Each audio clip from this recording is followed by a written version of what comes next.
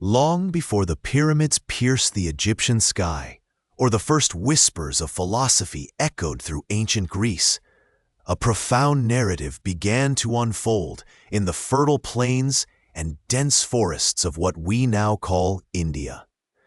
This was the age when the seeds of the Mahabharata were sown, a tale not merely of kings and battles, but of the very essence of existence, woven into the fabric of time itself. It is a story so vast, so encompassing, that it has shaped the consciousness of a civilization for millennia, a living tradition passed down through generations, not unlike the slow, deliberate flow of a great river carving its path through the land. The narrative begins not with human history, but with a cosmic genesis, a grand unfolding that sets the stage for all that is to follow. Imagine, if you will, a time before time, a void pregnant with possibility. From this primordial stillness, the universe began to unfurl, not with a sudden burst, but with a gentle emanation, like the slow opening of a lotus petal. The ancient seers, who perceived these deep truths through profound meditation, spoke of a supreme, unmanifest reality from which all creation emerged. This was Brahman, the ultimate truth, the source of all being. From Brahman, through a process of divine thought or intention, arose the creator deity, Brahma, who then began the arduous task of shaping the cosmos. He envisioned the celestial realms, the earthly planes, and the netherworlds, populating them with a myriad of beings, devas, asuras, humans, and countless others. Within this grand cosmic architecture, a fundamental principle was established: Dharma. Dharma is not easily translated into a single English word. It encompasses righteousness, duty, cosmic law, moral order, and the very nature of reality. It is the thread that holds the universe together, the inherent balance that allows all things to flourish. For humans, Dharma manifested as the path of right conduct, the ethical framework that guided their lives, ensuring harmony with the cosmic order. To live in accordance with Dharma was to align oneself with the flow of creation, to contribute to the well-being of all. To deviate from it was to invite imbalance and suffering, not just for the individual, but for the collective. This concept of Dharma is the beating heart of the Mahabharata, the central question around which all conflicts revolve. The lineage of the Bharatas, the central royal family of the epic, traces its roots back to these mythical origins, connecting their earthly reign to the divine plan. Their ancestry is steeped in legend, reaching back to figures like Manu, the progenitor of humankind, and further still, to the great sages and even the deities themselves. This deep mythological grounding lent immense legitimacy and sanctity to their rule, implying that their kingdom was not merely a human construct, but a reflection of the cosmic order. The very name Bharata comes from a legendary emperor, Bharata, whose dominion was so vast that the land itself became known as Bharatavarsha, or India. This connection to a revered ancestor underscored the idea that the epic was not just a story of one family, but of the entire land and its people, a foundational narrative for a civilization. As the cosmic age slowly transitioned into more tangible eras, the focus shifts to the lunar dynasty, one of the two great royal lineages in ancient India, the other being the solar dynasty. The lunar dynasty, to which the Bharatas belonged, was founded by Soma, the moon god, and through him descended a long line of illustrious kings and sages. Each generation added to the tapestry of their history, accumulating wisdom, power, and sometimes the seeds of future conflict. These were not mere historical figures in the modern sense. They were archetypes, embodying virtues and flaws, their lives serving as moral lessons for posterity. The stories of their valor, their sacrifices, and their occasional transgressions for the collective memory of the people, shaping their understanding of leadership, duty, and the consequences of action. One of the foundational myths that directly precedes the main narrative of the Mahabharata concerns King Shantanu, a noble ruler of the Kuru kingdom, a prominent state in ancient India located in the region of modern-day Haryana and Uttar Pradesh. His story introduces the theme of sacrifice and the intricate web of destiny. Shantanu fell deeply in love with Ganga, the personification of the sacred Ganges River, a celestial being who agreed to marry him on one condition: he must never question her actions, no matter how strange. For years, Ganga bore Shantanu children, but one by one, she drowned them in the river, leaving the king heartbroken and bewildered, yet bound by his promise. When she drowned their 8th child, Shantanu could no longer bear it and finally questioned her. At this point, Ganga revealed her true identity and the divine purpose behind her actions. The children were actually celestial beings, cursed to be born on earth, and she was merely freeing them from their earthly bonds. The 8th child, however, was a particularly powerful deity, and due to Shantanu's intervention, he would live a long life on earth, burdened by a terrible vow. This child was Devavrata, who would later become the revered Bhishma. Bhishma's story is a poignant illustration of dharma and sacrifice. When his aging father, Shantanu, fell in love again, this time with Satyavati, the daughter of a fisherman, her father refused the marriage unless Shantanu promised that Satyavati's children would inherit the throne, thereby disinheriting Devavrata. To ensure his father's happiness, Devavrata made a terrifying vow: he would never marry and never claim the throne, thus guaranteeing that Satyavati's lineage would continue. This extraordinary act of self-renunciation earned him the name Bhishma, meaning one of terrible vow, and granted him the boon of choosing the time of his own death. This vow, born of profound filial devotion, was a pivotal moment.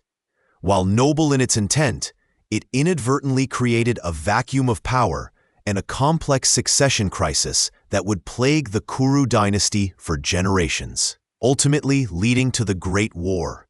Historians still debate the extent to which such vows were common practice, or if Bhishma's vow was an exceptional act, perhaps even a literary device to heighten the drama and underscore the profound sacrifices made for Dharma. The Kuru kingdom, situated in the fertile Doab region between the Ganges and Yamuna rivers, was a center of power and culture during this period, roughly dating to the late Bronze Age and early Iron Age in India, perhaps around 1000 BCE. It was here that the foundational myths intertwined with the historical development of early Indian states. The capital city, Hastinapura, was renowned for its prosperity and its wise rulers. The Kuru lineage, with its deep connection to the lunar dynasty, symbolized the continuity of righteous rule and the adherence to Dharma. The land itself was considered sacred, a place where great sages meditated and kings performed elaborate sacrifices to maintain cosmic balance. The very air of Hastinapura was said to hum with the echoes of ancient hymns and the wisdom of generations. The concept of a golden age often permeates these foundational myths, a time when Dharma was perfectly upheld and humanity lived in harmony. The stories of the early Kuru kings often reflect this ideal, portraying rulers who were just, brave, and devoted to the welfare of their subjects. These narratives served not only as historical accounts, but also as moral blueprints, setting a high standard for future generations of rulers and citizens alike. They emphasize the importance of truth, self-control, compassion, and unwavering commitment to duty, even in the face of immense personal hardship. The epic itself, in a way, mourns the passing of this gold. In age, depicting a world where Dharma is increasingly challenged and obscured by human failings. However, even in these early, seemingly idyllic times, the seeds of conflict were subtly sown. The very acts of devotion and sacrifice, while noble, sometimes created unforeseen consequences. Bhishma's vow, for instance, removed a highly capable and righteous heir from the line of succession, paving the way for weaker or less dharmic rulers to ascend the throne. This illustrates a recurring theme in the Mahabharata, that even good intentions can have complex and far-reaching repercussions, and that the path of Dharma is rarely straightforward. The epic constantly grapples with the nuances of morality, presenting dilemmas where there is no easy right or wrong answer, forcing characters and listeners alike to ponder the true meaning of duty and righteousness. The narrative then moves through generations, introducing figures like Vichitravirya, Bhishma's half-brother, who marries Ambika and Ambalika, two princesses brought by Bhishma after a fierce battle. However, Vichitravirya dies young without heirs, leaving the Kuru lineage in peril. It is here that a lesser-known yet crucial detail emerges: the practice of niyoga. To ensure the continuation of the lineage, the widowed queens, Ambika and Ambalika, are asked to conceive children with a qualified male, typically a sage. In a practice known as niyoga, permitted under specific circumstances by ancient law when a king died heirless. The sage Vyasa, a powerful and revered ascetic, and the very compiler of the Mahabharata itself, is called upon to father children with the queens. This act, though born of necessity and sanctioned by Dharma, brought forth two sons who would become the progenitors of the warring factions: Dhritarashtra, born blind, and Pandu, born pale and sickly. A third son, Vidura, was born to a maidservant. This detail is often overlooked in popular retellings, but it is vital to understanding the complex familial relationships and the inherent flaws that would later manifest in the Kuru dynasty. Dhritarashtra's blindness, for example, was not just a physical affliction. It symbolized his moral and spiritual blindness, his inability to see the path of Dharma clearly, which would have profound consequences for his reign and his children. The birth of these three sons sets the stage for the central conflict. Dhritarashtra, being blind, was technically ineligible to rule, so his younger brother Pandu became king. Pandu, however, was cursed to die if he ever engaged in sexual relations, a curse that forced him to renounce the throne and retreat to the forest with his two wives, Kunti and Madri. Here, through divine intervention, Kunti bore three sons, Yudhisthira, Bhima, and Arjuna, while Madri bore twins, Nakula and Sahadeva. These five are the Pandavas, the protagonists of the epic, embodying virtues of righteousness, strength, skill, and devotion. Meanwhile, in Hastinapura, Dhritarashtra, though not king, had many sons with his wife Gandhari, the eldest being the ambitious and often morally misguided Duryodhana. These 100 sons are the Kauravas, the antagonists, driven by envy, greed, and a strong sense of entitlement. The very names of these characters are imbued with meaning and foreshadowing. Yudhisthira, the eldest Pandava, means steadfast in war or firm in battle, but he is primarily known for his unwavering adherence to Dharma, even in the most trying circumstances. Duryodhana, on the other hand, means difficult to conquer or bad warrior, hinting at his stubbornness and his ultimate fate. The contrast between these two cousins, representing two different approaches to life and leadership, forms the core ideological struggle of the Mahabharata. It is not simply a battle for a throne. It is a battle between dharma and adharma, between righteousness and unrighteousness, played out on the grand stage of Kurukshetra. The foundational myths and the early history of the Bharata lineage, therefore, are not mere preamble. They are essential to understanding the epic's profound themes. They establish the cosmic order, the guiding principle of dharma, and the intricate web of destiny, vows, and curses that bind the characters. They show how even noble intentions can lead to unforeseen consequences, and how human flaws, when combined with divine intervention and ancient curses, can set in motion events of catastrophic proportions.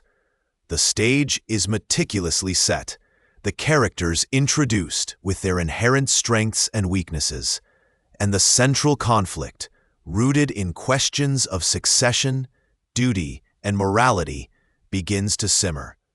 The very air around Hastinapura seemed to thicken with unspoken tensions, with the weight of generations of vows and desires, all hurtling towards an inevitable confrontation. The whispers of ancient prophecies mingled with the clamor of courtly intrigue, hinting at the cataclysm to come, a war that would redefine the meaning of Dharma itself. If you're enjoying this, make sure to subscribe and leave in the comments the time and place you're listening from. From the quiet banks of the Ganga, where the whispers of the past mingled with the rustle of reeds, our journey through the ages of the Kuru dynasty begins to take form.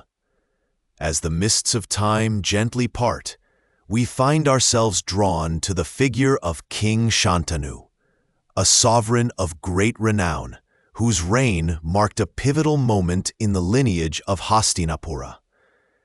He was a monarch known for his virtue, his devotion to Dharma, and his profound connection to the natural world.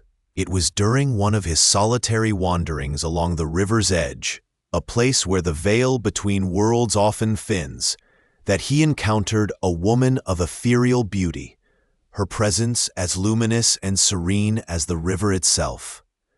She was Ganga, the goddess of the sacred river who had taken human form. Shantanu, captivated beyond measure, offered her his heart and his kingdom. Ganga, in turn, agreed to be his queen, but with a condition, a mystery veiled in shadow. He must never question her actions, no matter how perplexing or sorrowful they might seem. Should he ever break this vow, she would vanish from his life forever. Bound by love and an unspoken destiny, Shantanu accepted, and for many years, their union was blessed. They lived in harmony, and Ganga bore him several sons. Yet with each child, a profound sorrow would grip the king's heart. For as soon as a son was born, Ganga would carry the infant to the river and, with a silent, aching grace, immerse him in its depths, allowing the currents to claim him. Shantanu, remembering his vow, endured this unspeakable grief, his love for Ganga outweighing even the agony of losing his children. He watched, heartbroken, as 7 of his sons were taken by the river, each disappearance deepening the mystery and the silent torment within him.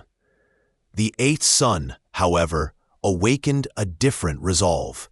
As Ganga prepared to immerse this child, Shantanu's anguish finally broke through his vow. He cried out, pleading with her to spare this last son, to explain the unfathomable cruelty of her actions. It was then that Ganga revealed her true identity and the tragic curse that had bound her. Her sons, she explained, were 8 Vasus, celestial beings who had been cursed to be born on earth.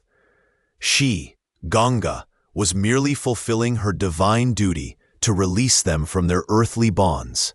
allowing them to return to their celestial abodes. The moment Shantanu questioned her, the spell was broken. With a poignant farewell, she left him, entrusting their last surviving son to his care. This child, named Devavrata, meaning devoted to the gods, was destined for greatness, his early life shaped by the divine hands of his mother and the profound sacrifice of his father. He would grow to be a warrior of unparalleled skill, a scholar of profound wisdom, and a figure whose very existence would be defined by vows and sacrifice. Devavrata matured into a young man of extraordinary prowess, his education guided by the sages and gods themselves. He became known as Bhishma, a name that would echo through the ages, signifying his formidable and unwavering resolve. His mastery of warfare, statecraft, and all branches of knowledge was legendary, and he was a source of immense pride and stability for the Kuru kingdom. Shantanu, though blessed with such a son, found himself in his later years once again touched by the pangs of love. He encountered Satyavati, a young woman of breathtaking beauty, whose very presence seemed to carry the scent of musk, a fragrance that would later become her enduring symbol. She was the daughter of a chieftain of the fishermen, and her humble origins belied a spirit of fierce determination and an ambition that would subtly, yet profoundly, reshape the destiny of the Kuru lineage. Shantanu, deeply enamored, sought her hand in marriage. However, Satyavati's father, a pragmatic man with an eye toward the future of his own line, laid down a condition that struck at the very heart of the Kuru succession. He demanded that only Satyavati's future children, and not Bhishma, should inherit the throne of Hastinapura. This demand placed Shantanu in an impossible dilemma. He loved Satyavati, yet his beloved son, Bhishma, was the rightful heir, a prince of unparalleled virtue and capability. Torn between his heart's desire and his duty, Shantanu fell into a deep melancholy. It was Bhishma, observing his father's profound sorrow, who sought to understand its cause. Upon learning of the chieftain's demand, and without a moment's hesitation, Bhishma made a vow so extraordinary, so absolute, that it would forever define his life and the course of the Kuru dynasty. He swore before all present that he would renounce his claim to the throne, ensuring that Satyavati's children would indeed be the sole heirs. But knowing that even this might not be enough to satisfy the chieftain's fears regarding future generations, Bhishma took an even more drastic oath. He vowed to remain celibate for the entirety of his life, ensuring that he would never have children who might one day challenge the succession.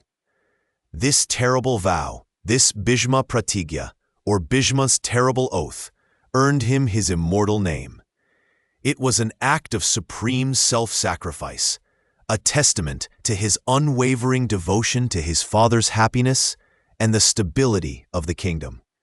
The gods themselves rained flowers from the heavens, acknowledging the magnitude of his sacrifice.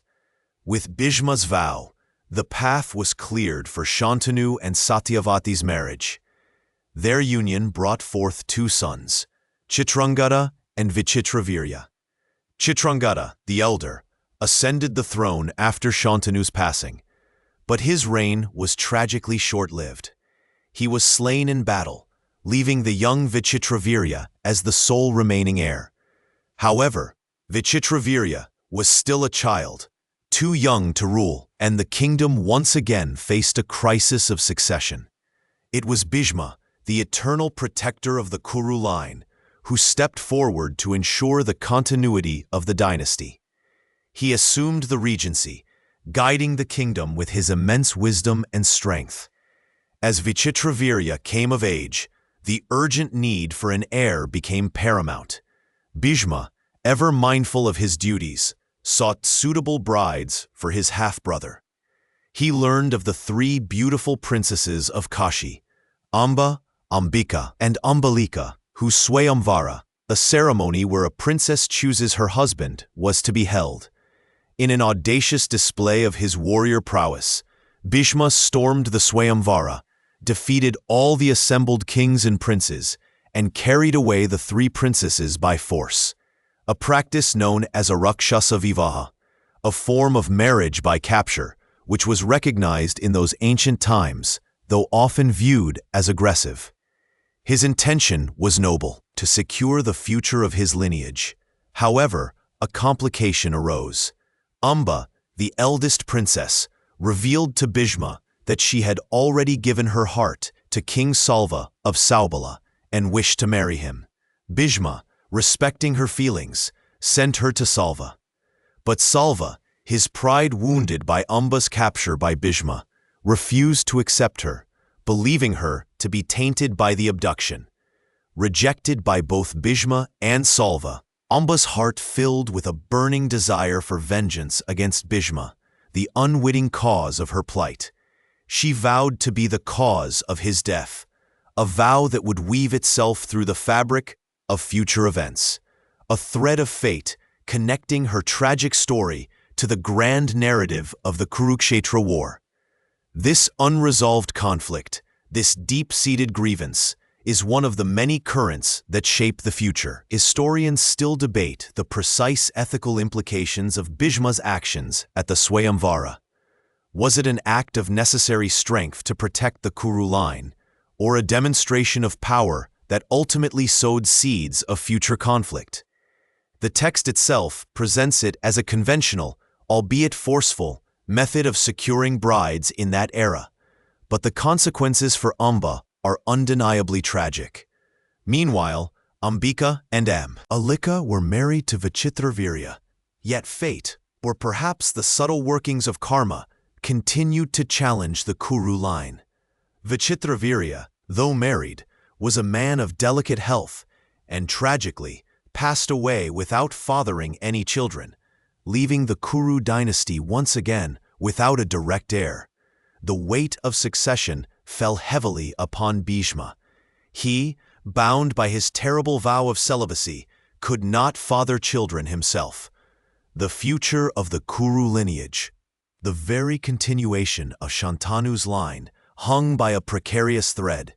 It was Satyavati, now the matriarch, who proposed a solution rooted in ancient tradition, the practice of niyoga. This custom allowed for a child to be fathered by a qualified male on behalf of a deceased husband, ensuring the continuation of the lineage. Satyavati, remembering her own son, Vyasa, from a previous union with the sage Parashara, a union that occurred before her marriage to Shantanu, when she was known as Matsyagandha, the fisher girl, called upon him. Vyasa was a venerable sage, renowned for his profound wisdom and asceticism, the very compiler of the Vedas and the Mahabharata itself. His appearance was formidable, marked by years of intense penance, and he was not a figure of conventional beauty. Satyavati requested Vyasa to father children with Ambika and Ambalika to preserve the Kuru line. Ambika, when she met the austere and intense Vyasa, closed her eyes in fear, resulting in her son, Dhritarashtra, being born blind. Ambalika, upon seeing him, turned pale with fright, leading to her son, Pandu, being born with a pale complexion and a tendency towards weakness. Satyavati, desiring a perfectly healthy heir, then asked Vyasa to father a third child, this time with a maidservant. The maidservant, unafraid and respectful, approached Vyasa with composure, and her son, Vidura, was born wise and virtuous, though, due to his mother's status, he would forever be considered of a lower rank than his half-brothers, despite his profound intellect and moral compass. Thus, through the ancient practice of niyoga, the three pivotal figures of the next generation of the Kuru dynasty were born: Dhritarashtra, the blind king; Pandu, the pale king; and Vidura, the wise minister. Their births, though unconventional, ensured the continuation of the Kuru lineage, but also introduced the very first seeds of the conflict that would one day engulf the world. The blindness of Dhritarashtra, the pallor of Pandu, and the servant-born status of Vidura would each play a subtle yet significant role in the unfolding drama. Perhaps these early complexities, these initial sacrifices and unconventional births, were the universe's way of weaving the intricate tapestry of fate, setting the stage for the grand narrative yet to come. A narrative shaped by vows, desires, and the enduring quest for Dharma. The Kuru dynasty, born from divine unions and human choices, now stood poised at the threshold of a new era, its future intertwined with the destinies of these three brothers, each carrying the silent weight of their unique beginnings. The gentle hum of the palace in Hastinapura seemed to carry a different cadence now, a subtle shift in its ancient rhythm. It was the sound of new life, of a dynasty expanding, yet within its very growth, the seeds of future discord were already being sown. For many years, the throne of Hastinapura had been held by Dhritarashtra, the blind king, a man whose heart yearned for the touch of the world he could only perceive through sound and story. His queen, Gandhari, ever devoted, had famously blindfolded herself upon their marriage, choosing to share in her husband's affliction, a poignant symbol of her unwavering commitment. Their union was blessed, or perhaps, in hindsight, burdened, with an extraordinary number of sons. It is said that Gandhari, after a long and difficult pregnancy, gave birth to a mass of flesh. Distraught, she was then guided by the sage Vyasa, who divided this mass into 101 parts. Each part, nurtured in a jar of clarified butter, grew into a child, 100 sons and 1 daughter. This miraculous birth, occurring roughly around 3100 BCE, according to some traditional accounts, filled the palace with a cacophony of infant cries, 100 distinct voices that would one day blend into a formidable and ultimately destructive chorus. These were the Kauravas, led by their eldest, Duryodhana, a boy whose very name, meaning difficult to conquer, seemed to foretell his unyielding nature. But the lineage of Hastinapura was not confined to Dhritarashtra alone.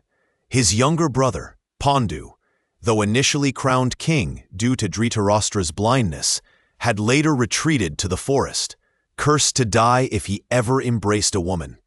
There, through a boon granted to his wife Kunti, the queen was able to invoke various deities to father her children. Thus, Yudhisthira, the embodiment of Dharma, was born of the god Yama. Bhima, of immense strength, was the son of Vayu, the wind god, and Arjuna, the peerless archer, was born of Indra, the king of the gods. Pandu's second wife, Madri, also invoked the twin Ashvin gods, giving birth to the handsome twins, Nakula and Sahadeva. These 5 boys, the Pandavas, were raised in the serene solitude of the forest, their childhood filled with the rustle of leaves and the wisdom of forest sages, a stark contrast to the opulent, bustling palace life of their cousins. The tragic death of Pandu in the forest, when he succumbed to his curse, brought the 5 young Pandavas and their mothers, Kunti and Madri, back to Hastinapura. The palace, already brimming with the boisterous energy of the 100 Kauravas, now absorbed 5 more princes, each with their own distinct aura. The air, once solely dominated by the clamor of the Kauravas, now carried the quieter, more contemplative presence of the Pandavas. From the moment they arrived, a subtle tension began to weave itself into the fabric of palace life. Dhritarashtra, though fond of his nephews, felt a natural inclination towards his own sons, particularly Duryodhana, whose fierce ambition mirrored his own unfulfilled desires for absolute power. Gandhari, ever just, tried to treat all the princes equally, but the sheer number of her own offspring made it an almost impossible task. The childhood rivalry between the cousins began innocently enough, in games played in the palace courtyards and along the riverbanks. But soon, the playful contests morphed into serious competitions, fueled by Duryodhana's growing envy. He saw the Pandavas, especially the strong Bhima and the exceptionally skilled Arjuna, as threats to his rightful inheritance. Bhima, with his prodigious strength, often playfully tormented the weaker Kauravas, a dynamic that only intensified Duryodhana's resentment. He saw Bhima's pranks not as childish mischief, but as deliberate provocations, a challenge to his authority as the eldest Kaurava. One particular incident stands out, often cited as an early indicator of Duryodhana's malevolence. During a game, Bhima, in his usual boisterous manner, pushed Duryodhana into a river. While seemingly a harmless act of roughhousing, Duryodhana, humiliated and seething, later plotted to poison Bhima's food. He then had the unconscious Bhima thrown into the river, hoping he would drown. However, Bhima, due to his divine strength and a fortunate encounter with the Nagas, the serpent beings, not only survived, but emerged even stronger.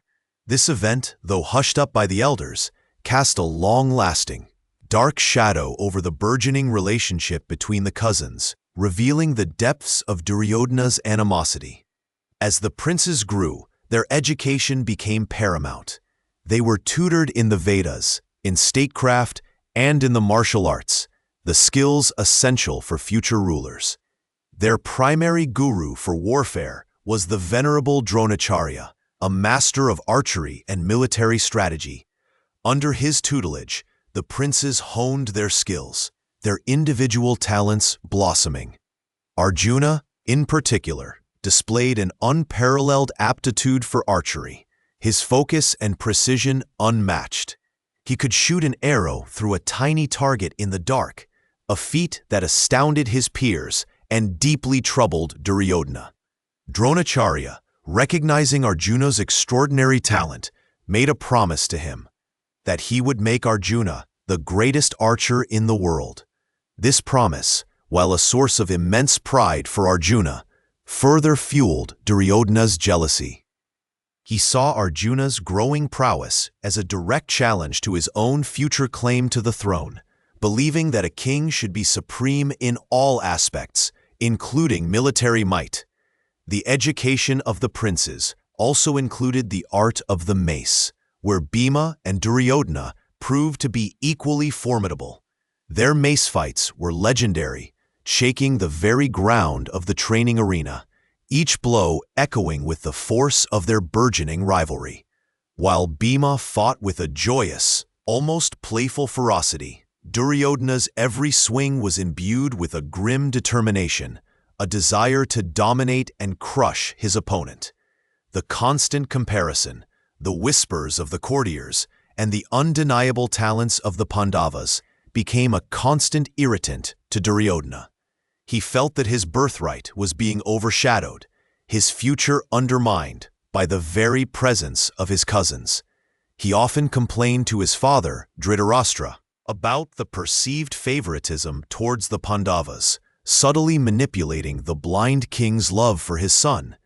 Dhritarashtra, caught between his duty to his brother's sons and his overwhelming affection for his own, often found himself unable to curb Duryodhana's growing malice. The elders of the Kuru clan, men like Bhishma, the granduncle, and Vidura, Dhritarashtra's wise half-brother, observed these developments with increasing concern. They understood that the future of the kingdom depended on the unity of the Kuru princes, but they also recognized the dangerous currents of envy and ambition that were beginning to swirl around Duryodhana. They tried to counsel Dhritarashtra, urging him to treat all the princes equally, to foster a sense of brotherhood, but their words often fell on deaf ears, lost in the king's blind love for his eldest son. The question of succession, also began to loom large. According to tradition, the eldest son of the reigning monarch, or the eldest of the Kuru lineage, would inherit the throne. While Dhritarashtra was the current king, Pandu had been the rightful heir before his retreat to the forest. This created a complex dilemma. Was the succession truly Duryodhana's by right, or did it belong to Yudhisthira, the eldest Pandava, who was born of Dharma and embodied righteousness? This scholarly dispute, a point of contention even among ancient legal scholars, was never definitively resolved, leaving a fertile ground for the seeds of conflict to take root. Some argued for primogeniture, favoring Duryodhana, while others argued for the principle of merit and the lineage of the previous rightful king. Which woe favor Yudhisthira? This ambiguity, rather than clarifying the path forward, only served to deepen the divide. The atmosphere in Hastinapura became increasingly charged. The laughter of children, once light and carefree, was now often punctuated by sharp words and veiled threats. The palace, once a symbol of unity, began to feel like a chessboard, with each prince a piece, moved by forces beyond their control. Duryodhana, supported by his uncle Shakuni, a master of manipulation, and his loyal friend Karna, a formidable warrior, began to openly challenge the Pandavas. Shakuni, in particular, with his cunning mind and insidious suggestions, played a crucial role in fanning the flames of Duryodhana's envy, whispering venomous thoughts into his ear, convincing him that the Pandavas were a constant threat to his future. The Pandavas, on the other hand, led by the steadfast Yudhisthira, sought to maintain peace and adhere to the principles of Dharma. Yudhisthira, with his unwavering commitment to truth and righteousness, tried to navigate the treacherous waters of palace politics with integrity. Bhima, though prone to anger, generally followed his elder brother's lead, while Arjuna, ever focused on his martial pursuits, often found himself caught between his love for his cousins and his loyalty to his brothers. Nakula and Sahadeva, the younger twins, largely observed the unfolding drama, their quiet natures contrasting sharply with the boisterousness of their Kaurava counterparts. The training rounds, once a place of shared learning, became arenas for thinly veiled contests. The Gurukul, the school where they learned, transformed into a stage for the unfolding drama of their rivalry. Every lesson, every practice session became an opportunity for Duryodhana to assert his dominance and for the Pandavas to demonstrate their superior skills, often inadvertently provoking further resentment. Perhaps these walls, built of ancient stone and steeped in centuries of history, whispered stories to the stars of the growing animosity, of the ambition that curdled into hatred, and of the righteousness that struggled against overwhelming odds.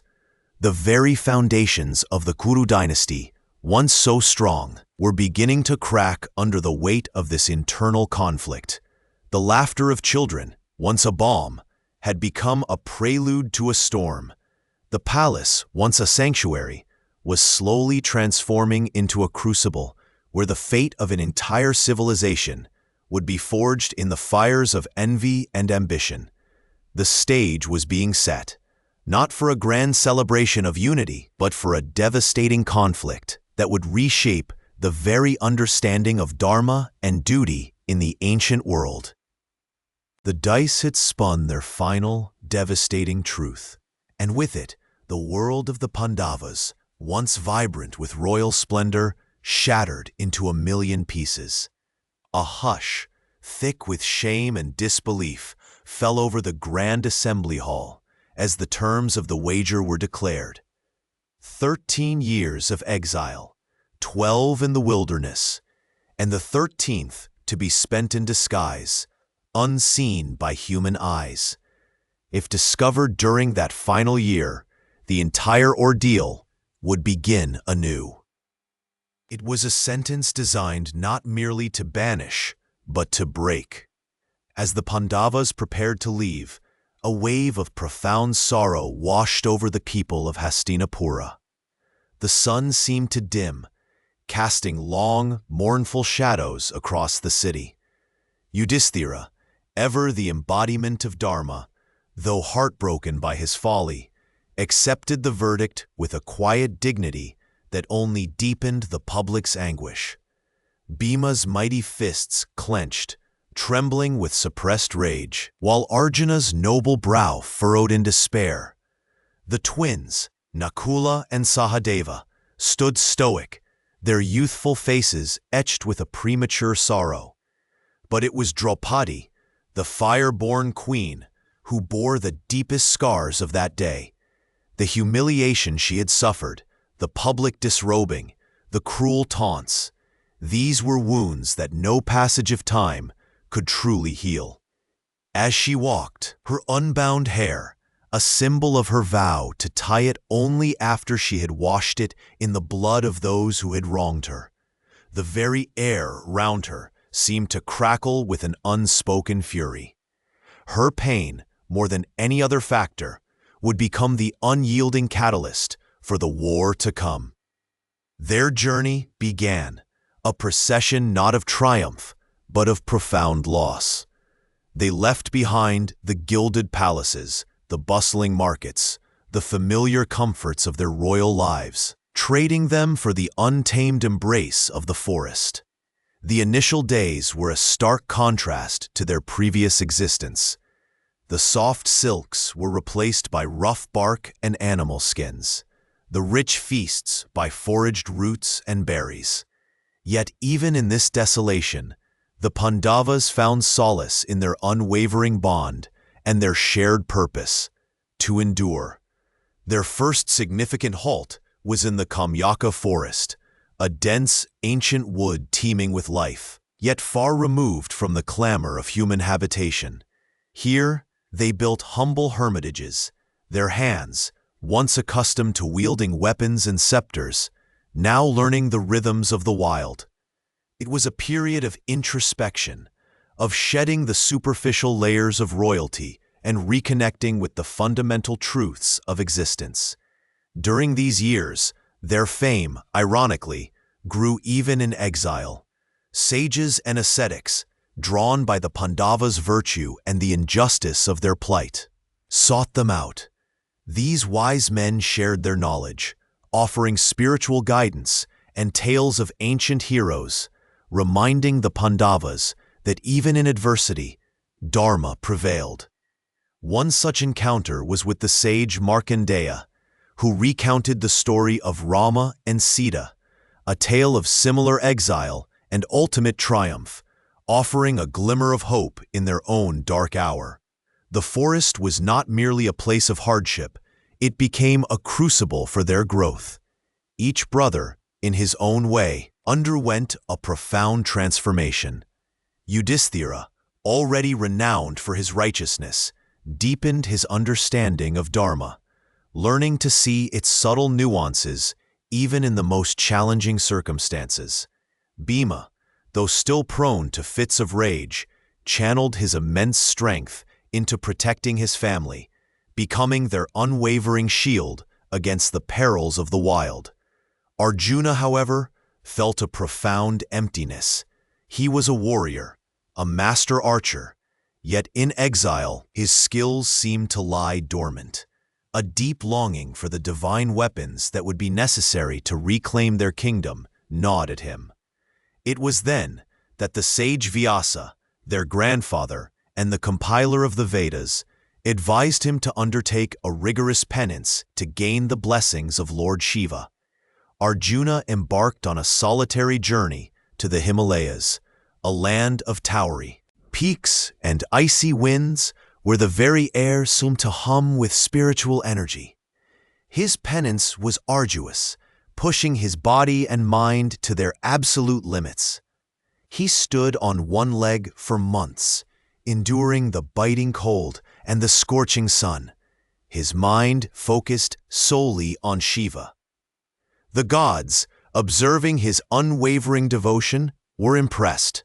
One day, a wild boar, monstrous in size, charged towards Arjuna. Simultaneously, a hunter, clad in rough skins, appeared and also shot an arrow at the beast. Both arrows struck the boar, killing it instantly. A fierce argument ensued between Arjuna and the hunter over who had truly slain the boar. The hunter, with a mischievous glint in his eye, challenged Arjuna to a duel. Arjuna, though a peerless archer, found himself evenly matched by this mysterious stranger. Blow after blow, arrow after arrow, they fought, until Arjuna, exhausted, realized he was fighting no ordinary mortal. He prostrated himself, recognizing the divine presence.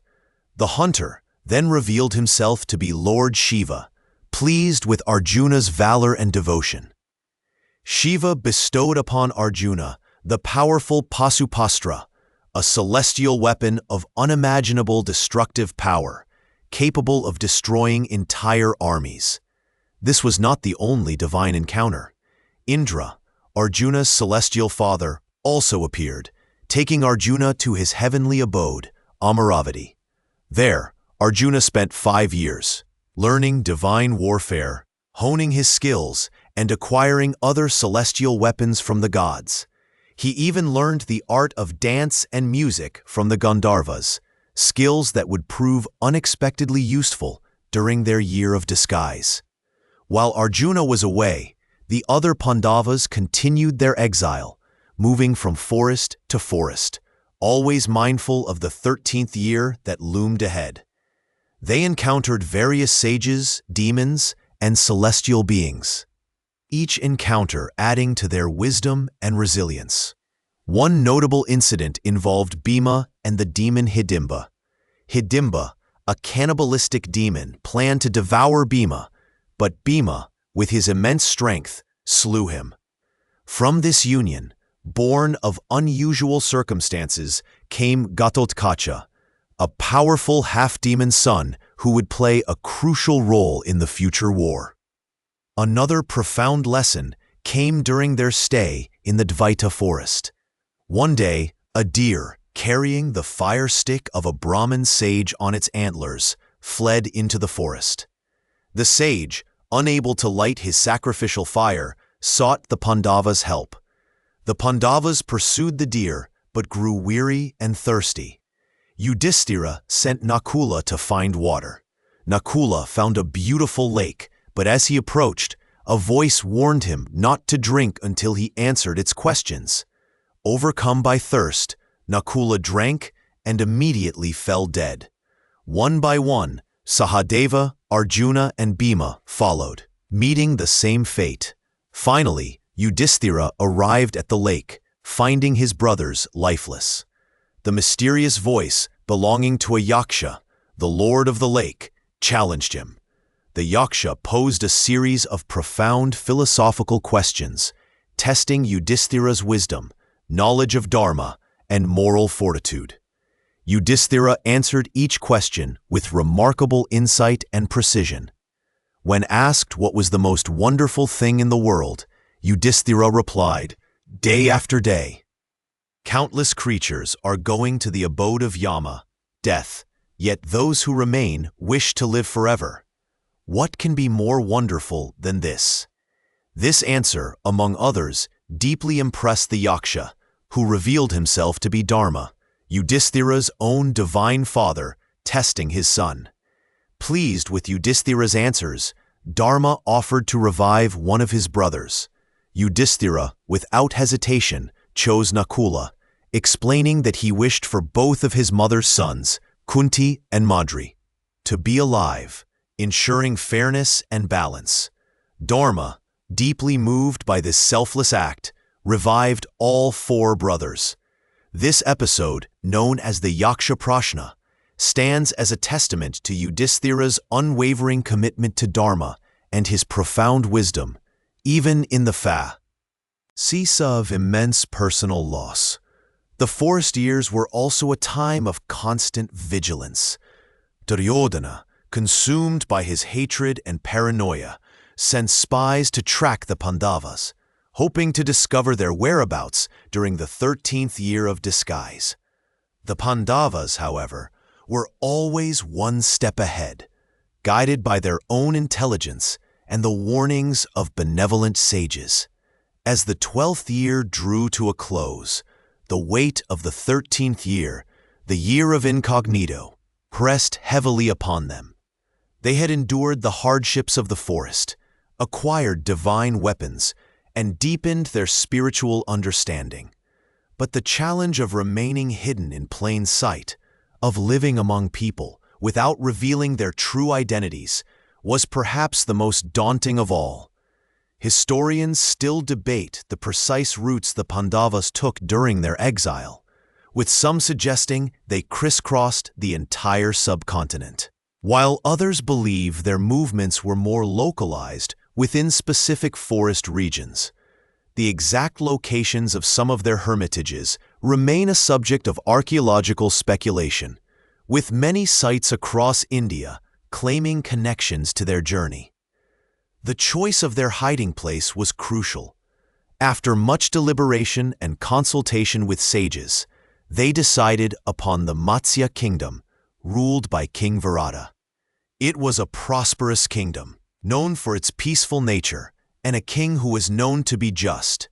Though perhaps a little naive, this seemed the ideal place to blend in, to become ordinary citizens for a year, shedding their royal aura entirely. As they prepared for this final phase of their exile, they shed their regal attire and adopted new identities. Yudhisthira, the righteous king, became Kanka, a Brahmin skilled in dice and advising the king. Bhima, the mighty warrior, transformed into Vallabha, a cook of immense strength, serving in the royal kitchens. Arjuna, the peerless archer, took on the guise of Brihanala, a eunuch dance teacher, a role that required him to completely suppress his masculine warrior identity. This was a particularly challenging transformation for Arjuna, who had to overcome societal prejudices and his own pride to embrace this role, a testament to his commitment to the oath. Nakula, the handsome horseman, became Damagranthi, a stable-keeper, while Sahadeva, the wise scholar, became Tantripala, a cowherd. Draupadi, the queen, adopted the name Sairendri, a maidservant to Queen Sudeshna, the wife of King Virata. Her beauty, even in humble attire, was striking, and she carried herself with an innate grace that hinted at her true status. This disguise, however, would prove to be the most perilous, as her very presence, even as a maid, attracted unwanted attention. With heavy hearts, yet resolute spirits, they entered the Matsya kingdom, each playing their part, each carrying the immense burden of their secret. The sun, as it set on their 12th year of exile, cast long shadows, not of despair, but of anticipation. They knew that beyond this final year of hiding lay the path to reclaiming their destiny, a path that, they now understood, would inevitably lead to war. The lessons learned in the wilderness, patience, resilience, the power of Dharma, and the unwavering strength of their family bond would be their greatest weapons in the battles to come. The forest had stripped them of their material possessions, but had endowed them with an inner fortitude that no kingdom could bestow. They had faced hunger, danger, and despair, but had emerged stronger, their spirits tempered like steel. The whispers of the wind through the trees had become their teachers, and the vast, starry sky their silent witness, as they prepared for the ultimate test of their resolve. The 13 years had passed, a long shadow stretching across the land. The Pandavas, now seasoned by hardship and exile, emerged from the forests, their hearts heavy with the weight of their promise. Draupadi, her hair still unbound in a vow of vengeance, walked with a quiet strength beside them. The world they re-entered was not entirely as they had left it. Whispers of their return had preceded them, carried on the wind, like seeds of hope and apprehension. Their first steps were not towards confrontation, but towards quiet preparation. They gathered their allies, those kings and armies who had remained loyal through the long years of their absence. Among them, the Yadavas of Dwarka, led by the astute and divine Krishna, stood foremost. Krishna, who had been a silent observer and guide during their exile, now stepped more actively into the forefront, his wisdom a beacon in the gathering gloom. He understood the delicate balance of power, the pride of the Kauravas, and the righteousness of the Pandava claim. The time had come for diplomacy, for a final desperate attempt to avert the cataclysm that everyone sensed was approaching. Yudhisthira, ever the embodiment of Dharma, wished for peace above all else. He sought not to reclaim all that was lost, but merely what was rightfully theirs, even if it meant a compromise. He sent messengers to Hastinapura, formally announcing their return and their readiness to reclaim their half of the kingdom, as per the terms of the dice game. Duryodhana, however, remained unyielding. His heart, hardened by years of unchallenged power and deep-seated envy, refused to concede even an inch of land. He declared with chilling finality that he would not give the Pandavas even enough land to stick a needle in. This pronouncement, delivered with a sneer, echoed through the royal halls and beyond. A stark refusal that extinguished the flickering flame of hope. It was then that Krishna, with his unparalleled understanding of human nature and divine purpose, decided to undertake a mission of peace himself. He journeyed to Hastinapura, not as a king or a warrior, but as an emissary of reconciliation. His arrival caused a stir. The city, usually bustling, seemed to hold its breath. Duryodhana, despite his animosity, was bound by custom to offer hospitality to such a revered guest. He even attempted to tempt Krishna with lavish feasts and comfortable lodgings, hoping to sway his allegiance. But Krishna, with a gentle smile, refused these offerings, choosing instead to stay with Vidura, the wise and virtuous uncle of the Kuru princes, whose home embodied the very Dharma that Duryodhana so carelessly disregarded. In the assembly hall of Hastinapura, before the gathered elders, kings, and courtiers, Krishna made his impassioned plea. He spoke of the bonds of kinship, the devastation of war, and the simple justice of the Pandavas' claim.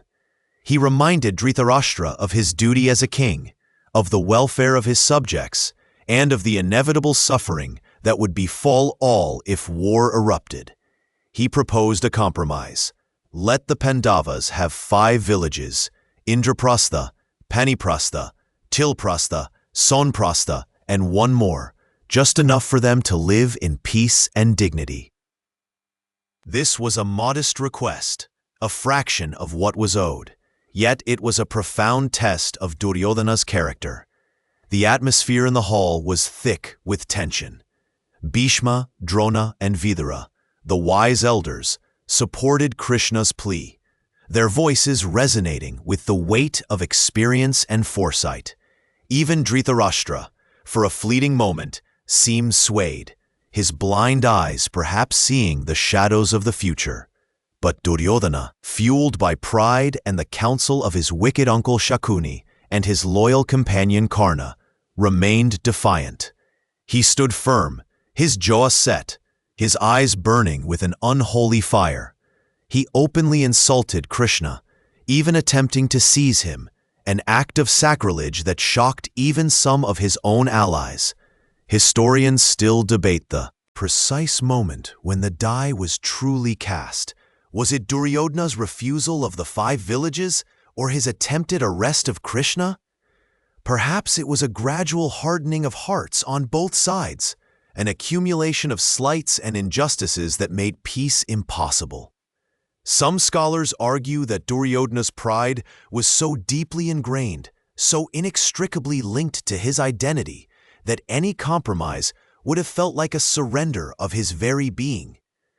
Others suggest that the divine will, the unfolding of a larger cosmic drama, simply necessitated the conflict. Krishna, seeing the futility of his mission, knowing that his words had fallen on deaf ears, revealed his divine form to the assembled court. A blinding light, a multitude of arms bearing celestial weapons, a vision of the cosmos itself. It was a terrifying and awe-inspiring display, meant to shake Duryodhana to his core. But even this ultimate revelation failed to move the prince, whose heart was encased in an impenetrable shell of arrogance. With a heavy heart, Krishna returned to the Pandavas, bearing the grim news. The negotiations had failed. The path to peace was irrevocably closed. The air, once filled with the faint hope of reconciliation, now crackled with the ominous energy of impending conflict. The declaration of war, though not spoken aloud in a single dramatic pronouncement, became an undeniable reality. It was understood in the silence that followed Krishna's report, in the tightening of the Pandavas' resolve, and in the preparations that began in earnest across the land. The kings of the world were now forced to choose sides. Messengers galloped across continents, carrying invitations and demands for allegiance. Some joined the Kauravas, drawn by the promise of power or by long-standing alliances. Others, recognizing the righteousness of the Pandava cause, rallied to their banner. The vast plains of Kurukshetra, a sacred field that had witnessed countless rituals and prayers, now awaited a different kind of ceremony, a grand, tragic sacrifice of lives. The Pandava army, though perhaps smaller in numbers, was bolstered by the presence of Krishna, who, though he would not wield a weapon, pledged his strategic guidance and his divine counsel to Arjuna. This choice of Krishna, to offer himself as a charioteer rather than a warrior, is a lesser-known detail that highlights his unique role. He became the silent witness, the guiding hand, the very conscience of the war. Duryodhana, in his arrogance, had chosen Krishna's powerful Narayani army, believing brute force to be superior to divine wisdom. This decision, perhaps more than any other, sealed his fate. The days leading up to the war were filled with intense preparations.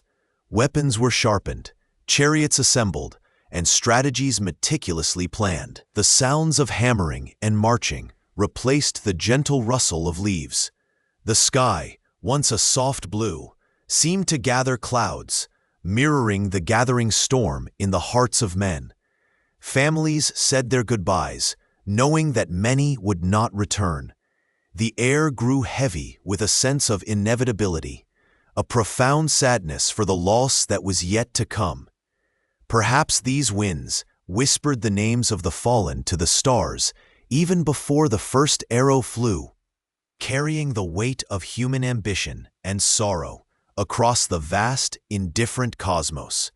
The stage was set, the actors in place, and the grand, terrible drama of Kurukshetra was about to begin. The first dawn of Kurukshetra broke with a chilling silence, a hush that seemed to swallow the cries of birds and the rustle of leaves. It was a silence pregnant with anticipation, broken only by the distant whinny of horses and the faint clanking of armor. The sun, a pale disk in the eastern sky, cast long, distorted shadows across the vast plain, painting the assembled armies in hues of gray and gold. On one side stood the Kaurava host, immense and formidable, led by the venerable Bhishma, the grandsire, his white hair and beard a stark contrast to the glinting steel of his chariot. Opposite them, the Pandavas, though fewer in number, radiated a quiet resolve, their hearts heavy with the knowledge of the kin they faced. The conch shells shattered the silence. their resonant blasts echoing across the field, a mournful symphony signaling the commencement of the greatest war ever known. The earth trembled as chariots surged forward, their wheels churning dust into a swirling mist. Arrows like swarms of angry bees darkened the sky, their deadly whisper a prelude to the clash of steel. The air grew thick with the scent of dust, sweat, and the metallic tang of blood, even in those initial moments. Day one was a maelstrom of chaos and courage. Bhishma, with the unwavering devotion of a true patriarch, led the Kaurava charge, his prowess on the battlefield legendary. He moved through the Pandava ranks like a storm, his bow a blur, felling warriors with astonishing speed. Arjuna, the peerless archer of the Pandavas, met him with equal ferocity, their duel a spectacle of skill and determination. Yet, despite the ferocity, there was an underlying restraint, a reluctance to inflict mortal wounds upon those they loved. It was a war of duty, not of hatred, at least not yet. The Pandavas, following Bhishma's earlier advice, adopted a crescent formation, attempting to encircle the Kaurava forces, while Duryodhana's army, under Bhishma's command, arrayed themselves in a formidable array, a defensive posture designed to absorb the initial shock. As the sun began its descent, painting the western sky in fiery oranges and deep purples, the first day drew to a close. The ground was littered with broken chariots, shattered weapons, and the fallen, their lives extinguished in the pursuit of dharma or ambition. The cries of the wounded mingled with the mournful trumpeting of elephants, a poignant lament carried on the evening breeze. Both sides retired, their minds reeling from the day's brutality, the reality of the conflict settling in with chilling clarity. The first day had established Bhishma's dominance, leaving the Pandavas to ponder their strategy for the morrow. Day two dawned with a renewed intensity. Drishtadyumna, the Pandava commander, shifted their formation, opting for a more aggressive posture. Bhishma, ever the strategist, countered with a complex array, a testament to his military genius.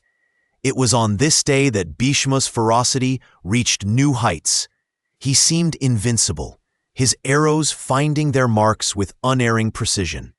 Even Krishna, Arjuna's charioteer and divine guide, was stirred to action, momentarily abandoning his vow of non-combat to protect Arjuna from Bhishma's relentless assault. This brief, dramatic intervention, when Krishna raised his Sudarshana chakra, a divine discus, and threatened to enter the fray, served as a stark reminder of the immense danger Bhishma posed. It was a moment that underscored the profound moral dilemmas at play. The divine observer almost breaking his own vow for the sake of his friend and the righteous cause. The third day saw further escalation. Bhishma, eager to break the Pandava spirit, adopted an even more aggressive formation known as the Garuda Vyuha, or the Eagle Formation, its wings spread wide to envelop the enemy. The Pandavas, in response, formed the Ardha Chandra Vyuha, a half-moon formation, attempting to counter the eagle's embrace. The battle raged with renewed ferocity, the ground becoming slick with blood and sweat. Bhima, the mighty Pandava warrior, was particularly effective this day, his mace a whirlwind of destruction, causing significant damage to the Kaurava ranks. The air was filled with the roar of lions, the trumpeting of elephants, and the clash of 1,000 blades, a symphony of destruction. Days 4 and 5 continued the relentless attrition. The scale of the conflict was immense, involving hundreds of thousands of warriors, elephants, and chariots. Historians still debate the exact numbers, but ancient texts describe armies so vast they stretched for miles across the plain. Bhishma remained the undisputed leader of the Kaurava forces, his presence a constant source of strength and inspiration. Yet the Pandavas, though suffering losses, held their ground, their resolve hardened by each passing moment. On day 4, Bhima, driven by an unyielding fury, slew many of Duryodhana's brothers, a personal vendetta that added a layer of grim satisfaction to the Pandava struggle.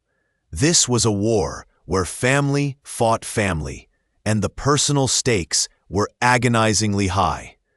Day 6 brought a slight shift in the tide. Dronacharya, the revered guru of both the Pandavas and Kauravas, now fighting for Duryodhana, began to make his presence felt more keenly. His skill in archery and strategy was second only to Bhishma's. The Pandavas, recognizing the immense threat he posed, focused their efforts on countering his maneuvers. The battle lines swayed back and forth, neither side gaining a decisive advantage.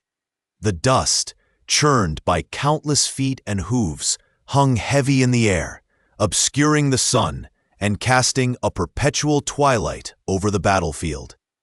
Perhaps, in that dim light, the warriors found a fleeting anonymity, a brief escape from the crushing weight of their identities. The 7th day introduced a new dynamic. Yudhisthira, the Pandava commander, employed a strategy to isolate Bhishma, attempting to draw him away from the main Kaurava forces. This was a risky move, but one born of desperation. The Kauravas, however, rallied around their grandsire, protecting him fiercely. The sounds of battle were now a constant, deafening roar, a relentless drumbeat that seemed to permeate the very earth. The sheer scale of the conflict meant that individual duels, though epic in their own right, were often swallowed by the larger maelstrom. On day 8, the war took an even darker turn. Iravan, Arjuna's son from a Naga princess, a lesser-known character in the epic, fought valiantly for the Pandavas, inflicting heavy losses on the Kaurava side. His unique lineage and fighting style made him a formidable opponent. However, he was ultimately slain by Alambusha, a Rakshasa warrior fighting for the Kauravas, a poignant reminder of the war's indiscriminate nature and the tragic loss of youth. This loss deeply affected Arjuna, adding another layer of grief to his already burdened heart. The war was no longer just about Dharma. It was about survival, revenge, and the crushing weight of personal sacrifice. Day 9 was a day of profound significance, a turning point in the war. Bhishma, despite his advanced age, continued to devastate the Pandava ranks. Krishna, observing the mounting casualties and the Pandavas' inability to overcome their beloved grandsire, urged Arjuna to find a way to neutralize Bhishma. He reminded Arjuna of Bhishma's vow that he would not fight a woman or one who had once been a woman. This led to the controversial decision to bring Shikhandi to the forefront. Shikhandi, a warrior who had been born a woman and later transformed into a man, stood before Bhishma. Bhishma, bound by his vow, lowered his weapons, refusing to fight someone he perceived as a woman. This moment, steeped in ancient vows and gender identity, is still a point of scholarly dispute. Was it an honorable act of adherence to a vow, or a clever, almost deceptive, tactical maneuver? Historians and philosophers continue to debate the ethical implications of this strategy.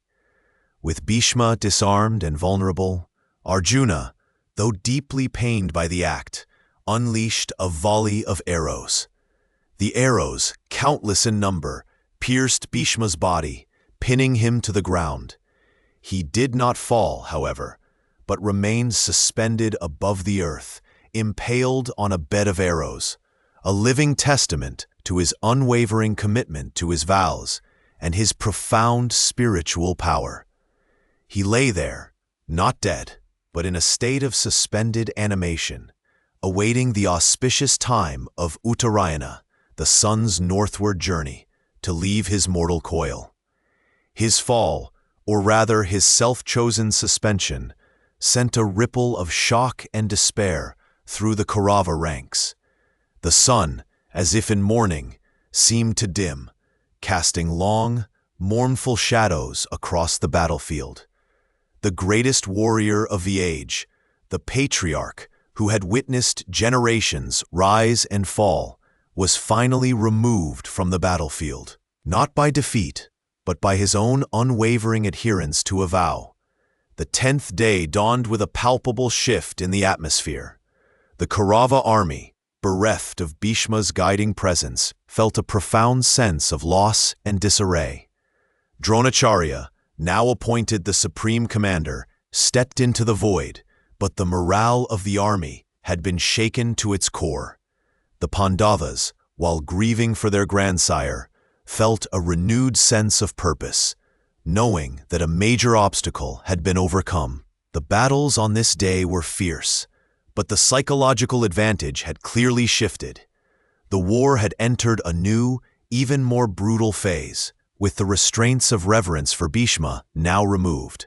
The initial 10 days of Kurukshetra had set the stage, revealing the immense human cost, the intricate moral dilemmas, and the tragic inevitability of a conflict where duty clashed with kinship, and the very fabric of society was torn asunder. The echoes of those first 10 days would reverberate through the remaining days of the war, shaping its course and defining the destinies of all involved. The plain of Kurukshetra, once a vibrant landscape, had become a canvas of human suffering, etched with the indelible marks of courage, loss, and the relentless pursuit of an elusive justice. The 11th day dawned, heavy with the weight of fallen heroes and the grim certainty of more to come. The earth, already soaked with blood, seemed to sigh under the ceaseless thunder of chariots and the clash of steel. Bhishma, the venerable grandsire, had been laid low, but his absence did not bring peace. Instead, it ignited a fiercer, more desperate resolve in both camps. The Kauravas, reeling from the loss of their supreme commander, now looked to Drona, the revered guru, to lead them. Drona, a master of celestial weapons and unparalleled in his martial prowess, stepped onto the battlefield as the new commander-in-chief, his heart heavy with the burden of his loyalty to Hastinapura and his affection for his Pandava pupils. Drona's appointment brought a shift in strategy. He vowed to capture Yudhisthira alive, believing that if the eldest Pandava, the very embodiment of Dharma, were imprisoned, the war would cease, and the Pandavas would be forced to surrender. This objective, however, proved elusive. Arjuna, ever vigilant, shielded his brother with unwavering devotion, his arrows forming an impenetrable barrier around Yudhisthira's chariot. The battle raged with renewed ferocity, each side pushing the other to its limits. The Pandava forces, though mourning Bhishma, fought with a desperate courage, their eyes fixed on the ultimate prize, the restoration of Dharma and their rightful kingdom. On the 12th day, Drona unleashed his full might. His mastery of warfare was absolute, and he carved a path of destruction through the Pandava ranks. He employed fearsome celestial weapons, each one capable of annihilating entire divisions. The Pandavas found themselves struggling against his relentless assault.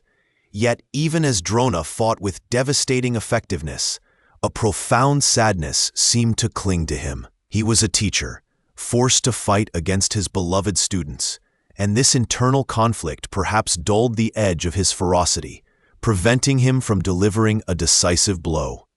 Historians still debate the extent to which Drona's moral dilemma impacted his performance in the war. Was it a conscious choice to hold back, or did the sheer emotional toll of fighting his kin subtly undermine his strategic brilliance? The ancient texts offer glimpses of his inner turmoil, depicting him as a man torn between duty and affection, a poignant figure caught in the inexorable machinery of war. The 13th day brought a new, terrifying challenge. Drona, seeking to break the Pandava defenses, devised a formidable military formation known as the Chakravyuha, or the Wheel Formation. This intricate, spiraling formation was almost impossible to penetrate, and even harder to escape. Only a handful of warriors in the world knew how to enter and exit it, and Arjuna was one of them. However, on this pivotal day, Arjuna was lured away from the main battlefield by the Samsaptakas, a group of warriors who had sworn to either kill Arjuna or die trying. With Arjuna occupied, the Pandavas faced a grave predicament. It was Abhimanyu, Arjuna's valiant son, who stepped forward. He had learned how to enter the Chakravyuha from his father, having overheard the instruction while still in his mother Subhadra's womb. However, he had not learned the method of exiting it. Despite this perilous limitation, Abhimanyu, driven by youthful courage and a fierce sense of duty, vowed to break through the formation. He charged into the intricate labyrinth, a whirlwind of destruction, cutting down countless Kaurava warriors. His prowess was astonishing, reminiscent of his father's, and for a time he seemed invincible. He penetrated deep into the formation, sowing chaos and fear. But the Kaurava commanders, realizing the danger, abandoned the rules of honorable combat. Drona, Karna, Duryodhana, Dushasana, Ashwatthama, and Kripacharya, 6 of the greatest warriors on the Kaurava side, surrounded the young Abhimanyu. They attacked him simultaneously from all directions, breaking his chariot, his bow, and his weapons. Even then, Abhimanyu fought on, wielding a chariot wheel as a shield and weapon, a tragic echo of Krishna's own divine weapon. Overwhelmed by sheer numbers and dishonorable tactics, Abhimanyu fell, a hero martyred at a tender age. His death sent a shockwave of grief and fury through the Pandava camp. Arjuna, upon his return, was consumed by a grief so profound it threatened to shatter his resolve. He swore a terrible oath to kill Jayadratha, the king of Sindhu, who had prevented the other Pandavas from entering the Chakravyuha to aid Abhimanyu before sunset the next day, or immolate himself. The 14th day was dominated by Arjuna's oath. The air crackled with anticipation and dread. Duryodhana, knowing Arjuna's vow, ordered Jayadratha to be protected at all costs. The Kaurava army formed an impregnable fortress around him, determined to see Arjuna fail. Arjuna, however, was a man possessed. His grief fueled his every arrow, his every strike. He cut through the Kaurava ranks like a storm, his divine bow Gandiva, singing a song of death. The battle was relentless, a desperate race against time. As the sun began to dip below the horizon, Jayadratha remained protected, surrounded by a phalanx of warriors. Despair began to creep into the Pandava hearts. It was then that Krishna, the divine charioteer and guide, intervened with a subtle yet profound act. He conjured an illusion, momentarily obscuring the sun, making it appear as if dusk had fallen. The Kauravas, believing Arjuna had failed, erupted in joyous celebration, lowering their guard. Jayadratha, thinking himself safe, emerged from his protective formation to witness Arjuna's supposed self-immolation. At that precise moment, Krishna dispelled the illusion, revealing the sun still shining in the sky. "Arjuna," Krishna commanded, "the sun has not set. Jayadratha is before you." Seizing the opportune moment, Arjuna released a powerful arrow that decapitated Jayadratha, fulfilling his terrible vow. The Kaurava camp was plunged into despair, while the Pandavas rejoiced, their faith in Krishna and Arjuna reaffirmed. This incident, a testament to Krishna's divine foresight and his willingness to bend the rules for the sake of Dharma, remains one of the most debated moments in the Mahabharata. Was it a deceit or a necessary divine intervention to ensure justice? The narrative suggests the latter, framing it as a strategic maneuver to overcome an otherwise insurmountable obstacle, highlighting the complex interplay of fate, free will, and divine intervention. The 15th day saw the focus shift to Drona once more. The Pandavas knew that as long as Drona fought, their victory remained uncertain. His divine powers and mastery of astras were simply too formidable. Krishna, understanding the profound respect Drona held for truth and his son Ashwatthama, devised a plan. Bhima, known for his thunderous voice, roared across the battlefield that Ashwatthama, Drona's son, had been killed. To make the deception more convincing, a mighty elephant named Ashwatthama was indeed slain. Drona, hearing the news, was initially skeptical, knowing his son's invincibility. But when Yudhisthira, the embodiment of truth, was asked to confirm, he reluctantly stated, "Ashwatthama is dead," adding in a whisper, unheard by Drona over the din of battle, "The elephant." Drona, shattered by the news, dropped his weapons, his spirit broken. He sat in meditation on his chariot, vulnerable and grief-stricken. It was then that Drishtadyumna, Draupadi's brother and the commander of the Pandava army, who had been prophesied to kill Drona, seized the moment and decapitated the unarmed guru. The death of Drona, a respected teacher and warrior, was a deeply tragic event, marking a further descent into the moral ambiguities of the war. It highlighted the devastating impact of psychological warfare and the tragic consequences of deception, even when employed for a righteous cause. With Drona gone, the mantle of command fell upon Karna on the 16th day. Karna, the son of Surya and Kunti, raised by a charioteer, had long harbored a deep-seated rivalry with Arjuna. He was a warrior of immense power, generosity, and unwavering loyalty to Duryodhana, who had always treated him with respect and affection. This day was to be his moment of glory, or his tragic end. Karna, now leading the Kaurava forces, fought with unparalleled ferocity. He wielded his divine spear, the Vasavi Shakti, bestowed upon him by Indra, which could kill any foe with a single strike.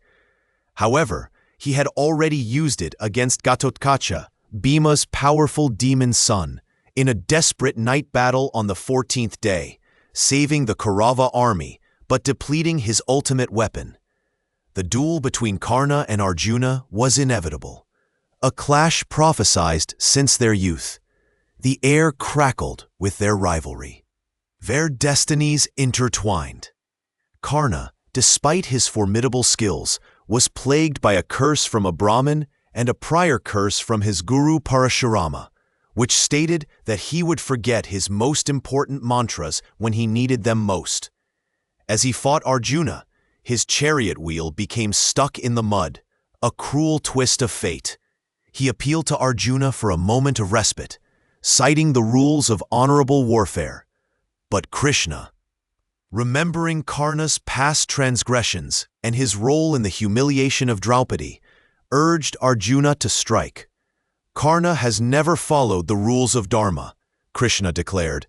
"He participated in the disrobing of Draupadi. He attacked Abhimanyu unfairly. This is the moment for justice." Arjuna, though hesitant, ultimately obeyed Krishna.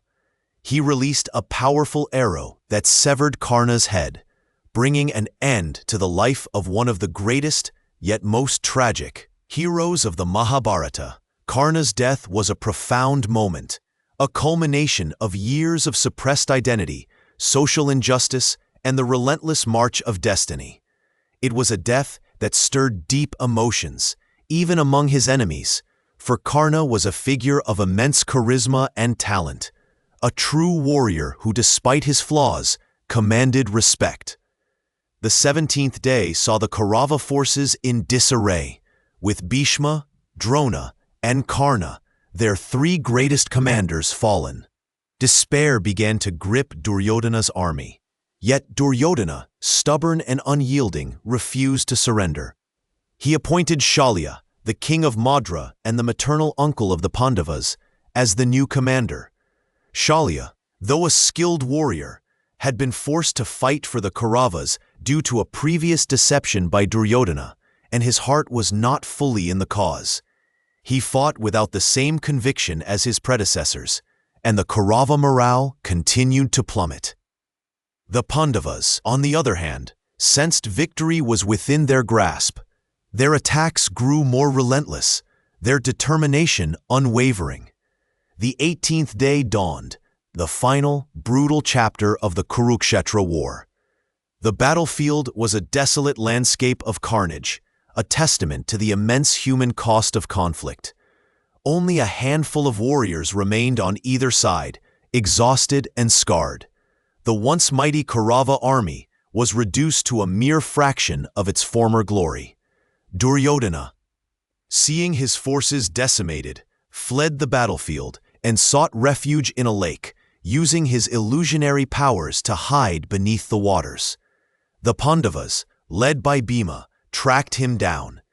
Yudhisthira challenged Duryodhana to a final duel, offering him a choice of weapon and opponent. Duryodhana, still clinging to his pride, chose to fight Bhima with maces. The mace duel between Bhima and Duryodhana was a titanic struggle, a clash of titans fueled by years of animosity and injustice. Both were master mace fighters, trained by the same guru, Balarama. Their blows resonated like thunder, shaking the very earth. Duryodhana, despite his injuries and exhaustion, fought with a desperate ferocity, his pride refusing to yield. Bhima, remembering the humiliation of Draupadi and his vow to break Duryodhana's thighs, fought with a righteous fury. Krishna, observing the duel, subtly signaled to Bhima to strike Duryodhana below the waist, an act considered against the rules of mace fighting. Bhima, following Krishna's subtle cue, delivered a crushing blow to Duryodhana's thighs, fulfilling his oath and bringing him down. Duryodhana lay mortally wounded, his body broken, his kingdom lost. His death marked the effective end of the Kurukshetra War. The Pandavas had won, but their victory was steeped in sorrow, the cost immense. The battlefield, once a vibrant plain, was now a silent testament to the folly of war, a place where the echoes of cries and the whispers of dying men lingered in the air. The finality of it all was overwhelming, a stark reminder that even in victory, there is profound loss. The dust, thick and suffocating, began to settle over Kurukshetra, not in a gentle descent, but as if the very sky wept particulate sorrow.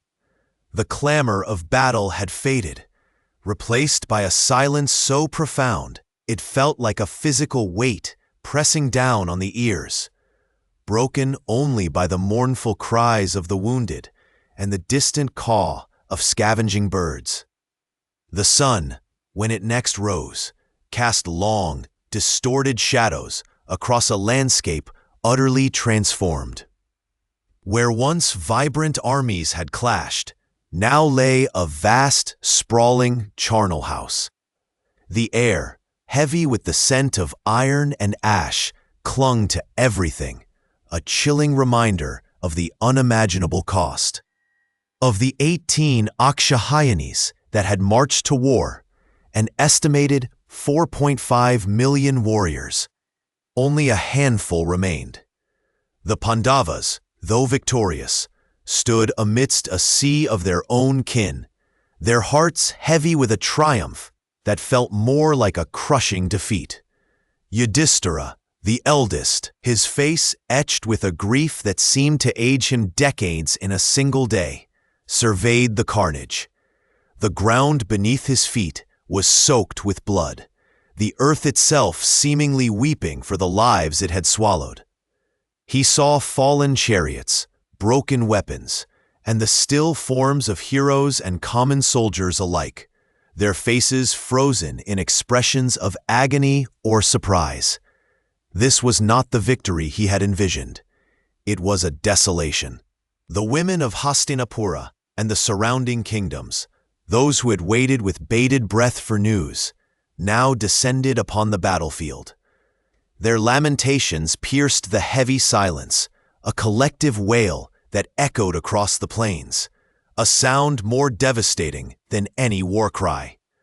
Kunti, Draupadi, and the other queens walked among the dead, their eyes scanning for familiar faces, their hearts tearing with each unrecognizable corpse. The scene was one of unimaginable suffering. As mothers searched for sons, wives for husbands, and sisters for brothers, the raw, unbridled anguish of these women, who had lost everything for a throne, was a stark counterpoint to the hollow victory. Among them, her steps faltering, supported by her handmaidens, was Gandhari, the blind queen who had voluntarily blindfolded herself for 40 years to share her husband Dhritarashtra's affliction, now felt the true weight of her sacrifice. She had given birth to 100 sons, the Kauravas, and all of them, save one, lay dead on this field. Her grief was a terrifying, palpable force. As she was led through the gruesome tableau, her inner sight, usually a source of wisdom, was overwhelmed by the sheer scale of the destruction. She touched the cold, lifeless bodies of her beloved Duryodhana, her proud Dushasana, and all her other sons, one after another, their youth and strength extinguished. Her sorrow, however, was not merely personal. It was a cosmic anguish. She had pleaded for peace, had urged Duryodhana to return the Pandavas their rightful share, but her pleas had fallen on deaf ears. Now she saw the consequence of that stubborn pride. Her heart, a vessel of maternal love, was now overflowing with a bitterness that transcended mere grief. Her gaze, though veiled, seemed to pierce the veil of time and destiny. She turned towards Krishna, the divine charioteer, the guiding hand behind the Pandava victory. In that moment, a profound and terrible understanding dawned upon her. Krishna, the very embodiment of Dharma, had allowed this war to unfold. He had offered solutions, but ultimately, he had overseen the destruction of an entire lineage. With a voice that was both a whisper and a thunderclap, Gandhari uttered a curse. She declared that just as her sons, the Yadavas, and all their kin had been annihilated, so too would Krishna's own clan, the Yadavas, perish in a fratricidal war 36 years hence.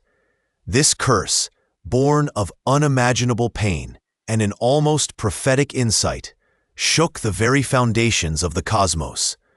Krishna, with his characteristic serenity, accepted the curse, knowing it was part of the divine plan. A necessary consequence of the era's end and the dawn of a new age. Yudhisthira, witnessing Gandhari's raw despair and hearing her chilling curse, felt his own spirit crumble. The weight of the crown, which had once seemed a distant dream, now felt like a millstone around his neck. He had fought for Dharma, for justice, but what was justice when it left behind such a wasteland? His heart was consumed by profound remorse. The deaths of Bhishma, Drona, Karna, and all the other warriors, many of whom he had loved and respected, haunted his every waking moment. He saw himself not as a king, but as a destroyer, a perpetrator of mass slaughter. He turned to his brothers, his face pale and drawn. "What kind of victory is this?" he asked, his voice barely a whisper. "We have gained a kingdom, but lost our souls. The earth is stained with the blood of our kin. How can I rule over such a devastation? How can I sit on a throne built upon so many corpses? His remorse was so deep that he contemplated renouncing the world, retreating to the forests as an ascetic, seeking penance for the sins of war. He felt an overwhelming sense of impurity, a profound sorrow for the loss of human life, an emotion that transcended the immediate grief for his family. His brothers, equally shaken by the aftermath, tried to console him. Bhima, though a warrior of immense strength, was softened by the sight of his elder brother's anguish. Arjuna, who had received the divine counsel of the Bhagavad Gita on this very field, now struggled to reconcile the philosophical understanding of duty with the stark reality of the consequences. Nakula and Sahadeva, the youngest, looked upon the devastation with a quiet, profound sadness. Even the sages, who had witnessed the war from afar, came to offer solace and wisdom. Vyasa, the venerable author of the epic, spoke to Yudhisthira about the nature of karma and dharma, explaining that the war, though tragic, was an inevitable culmination of choices made over generations. He emphasized that Yudhisthira's duty now was not to wallow in despair, but to embrace the responsibility of kingship, to heal the shattered land, and to establish a reign of peace and righteousness. But Yudhisthira's spirit remained broken. He felt an immense sense of guilt, not just for the deaths, but for the suffering of the survivors, for the widows and orphans who now roam the land. He questioned the very essence of Dharma, wondering if any righteous path could lead to such widespread destruction.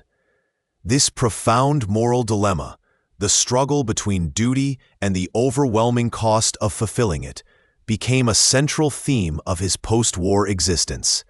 He would spend years grappling with this question, seeking answers in philosophy, ritual, and acts of charity. The immediate task, however, was the performance of the last rites. The bodies of the fallen, friend and foe alike, were gathered for cremation. The pyres burned for days, their smoke rising into the sky like a final, mournful prayer, a silent testament to the countless lives extinguished. The air, already heavy with sorrow, now carried the scent of burning flesh, a constant reminder of the war's grim harvest. This ritual, though necessary, only deepened Yudhisthira's despair as he saw the ashes of his uncles, cousins, teachers, and friends mingling in the sacred flames. Historians still debate the precise number of casualties in the Mahabharata war. While the epic states 18 Akshahinis, a unit of ancient Indian military strength, the exact numerical translation varies. Some scholars interpret an Akshahini as comprising 21,870 chariots, 21,870 elephants, 65,610 cavalry, and 109,350 infantry, leading to astronomical figures.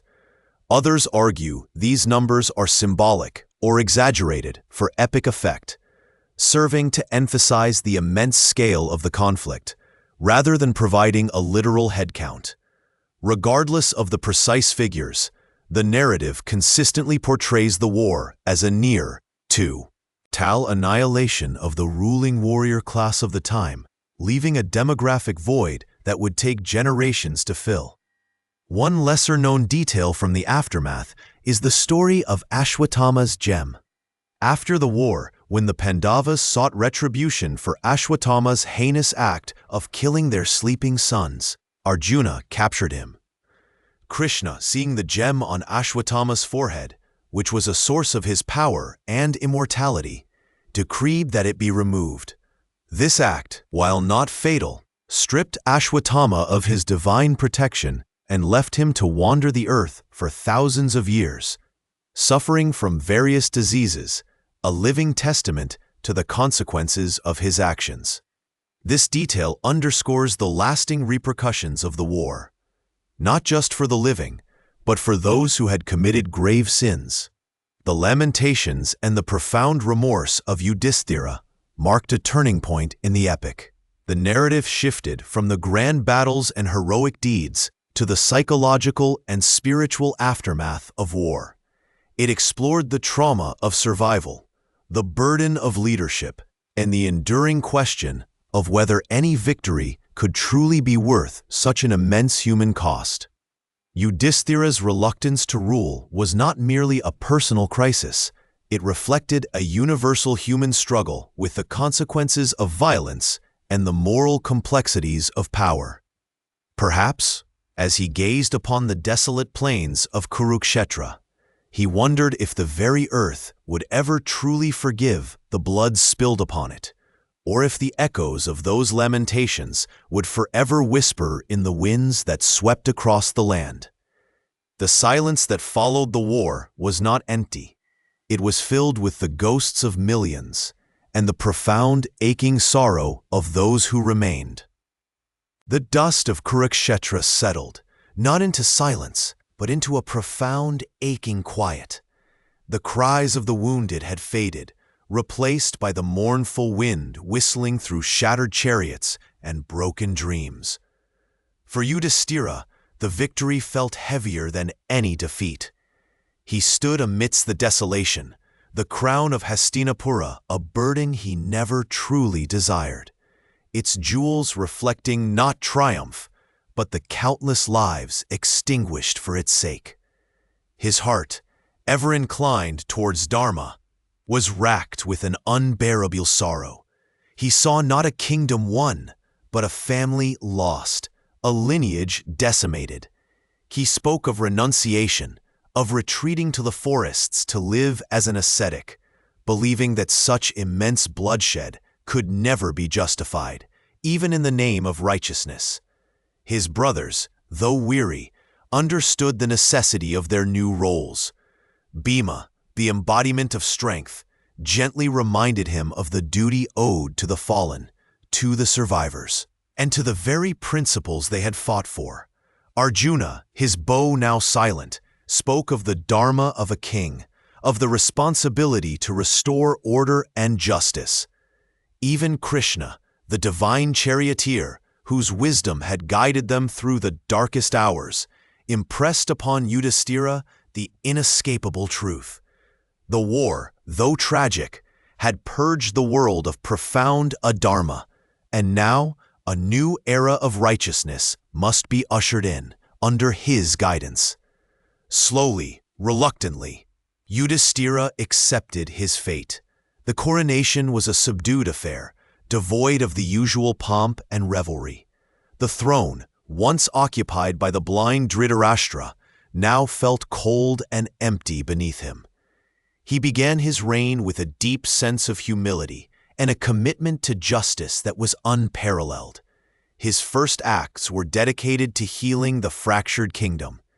He ordered the proper cremation of all fallen warriors, regardless of allegiance, ensuring that even those who had fought against them received the dignity of final rites.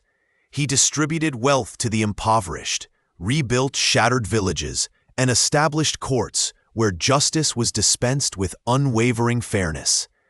His rule was characterized by compassion, wisdom, and an unwavering adherence to Dharma, earning him the title of Dharmaraja, the King of Righteousness.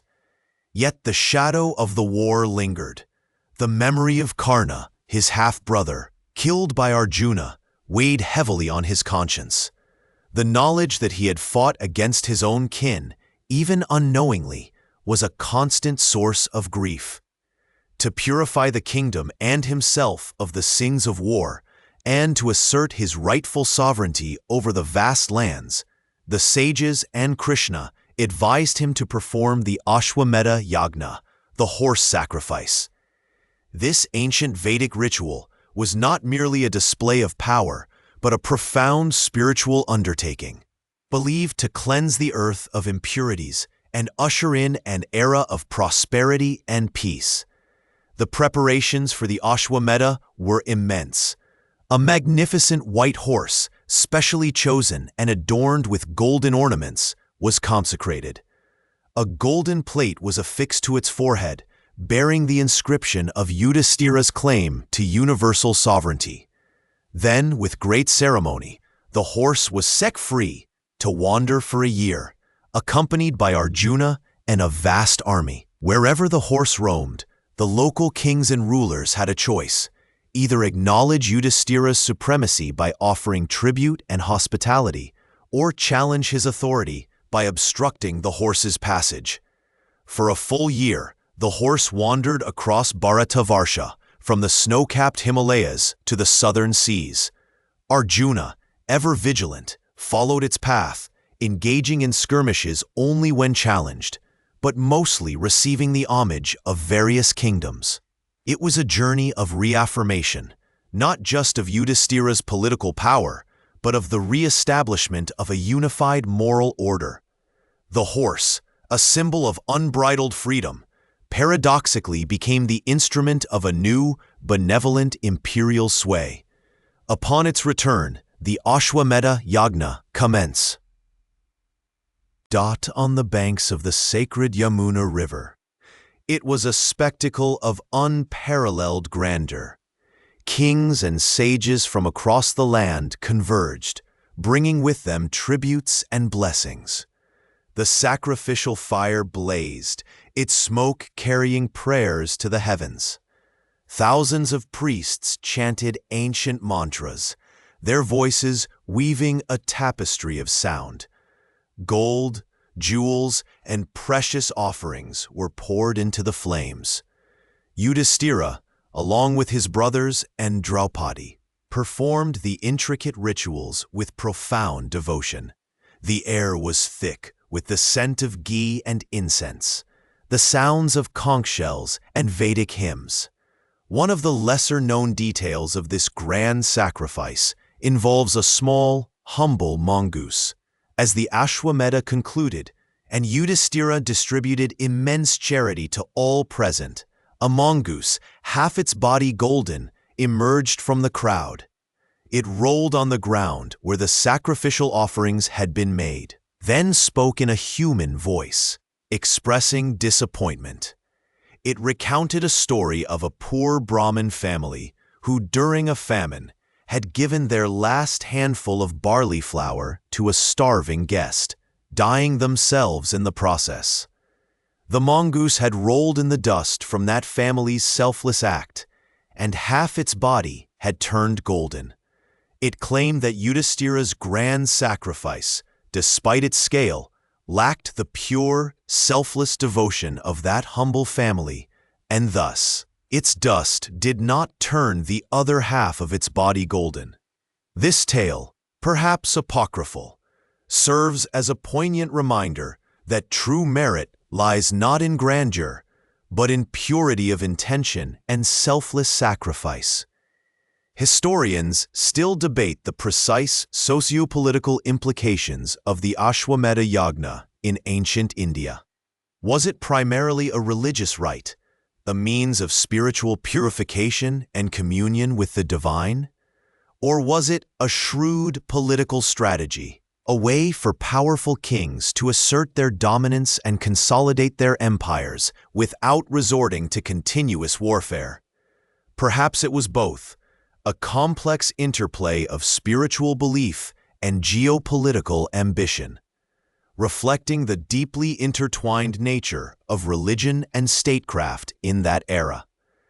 For Yudhisthira, it was undoubtedly a deeply spiritual act, a final attempt to atone for the war and to establish a reign of Dharma that would endure. The years that followed were marked by peace and prosperity under Yudhisthira's just rule. Hastinapura flourished, its people content and secure. The Pandavas, now elder statesmen, governed with wisdom, their past trials having forged them into exemplary leaders. Yet, time, the great devourer, continued its relentless march. The generation that had fought the war began to pass. Dhritarashtra, the blind king, along with Gandhari and Kunti, chose to retire to the forest as ascetics, seeking spiritual liberation. They eventually perished in a forest fire, their earthly ties finally severed. Krishna, the divine orchestrator, too, began to withdraw from the mortal realm. His Yadava clan, once mighty, succumbed to internal strife and self-destruction, fulfilling an ancient prophecy. Arjuna, who had once wielded the Gandiva with unparalleled skill, found his strength and prowess waning. He could no longer string his mighty bow with ease, nor could he protect the Yadava women from common bandits during their journey to Hastinapura.